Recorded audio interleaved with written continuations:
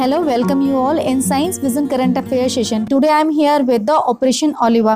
ये Operation Oliva olive ridley turtles को save करने के लिए, प्रोटेक्ट करने के लिए चलाया जाता है और 1980s में ये ऑपरेशन शुरू हुआ था. रिसेंटली ये न्यूज़ में है क्योंकि इस ऑपरेशन में एयरक्राफ्ट्स का यूज़ होने लगा है ऑलिव रिडली टर्टल्स को सेव करने के लिए. इस ऑपरेशन का फंक्शन क्या है? First important function is to protect olive ridley turtles as well as जितनी भी अवैधानिक ट्रैपिंग गतिविधियां होती हैं उनको भी रोकने में ये ऑपरेशन ओलिवा काम करता है. और ये 1980s में, अर्ली 1980s में ये शुरू किया गया था. एक्चुअली ये जो ऑलिव टर्टल्स हैं ये नवंबर टू दिसंबर मंथ में उड़ीसा कोस्ट पे ये इकट्ठा होते हैं for breeding and nesting. So let's see some important points about Indian Coast Guard. Indian Coast Guard ये इस्टेब्लिश हुई थी 1978 में and it is an arm force, search and rescue and maritime law enforcement agency under Ministry of Defence. और ये बहुत important चीज़ है कि it is one of the largest coast guard in the world.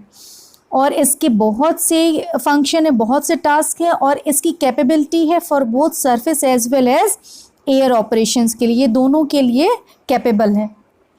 Now let's see about the olive ridley turtles. इनके बारे में थोड़ी सी इंफॉर्मेशन लेते हैं. These are the smallest and most abundant of all sea turtles found in the world.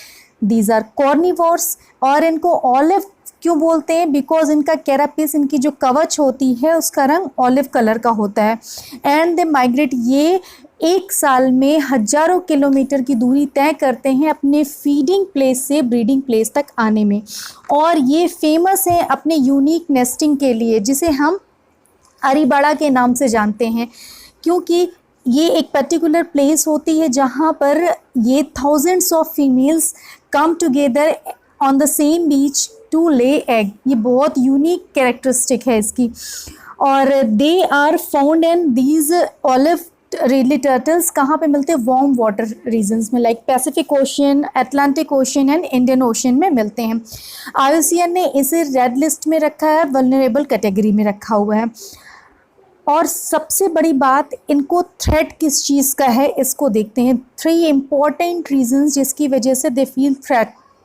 First, poaching for meat, shell and leather. इन 3 चीज़ के लिए इनकी जो पोचिंग होती है वो इनका शिकार किया जाता है.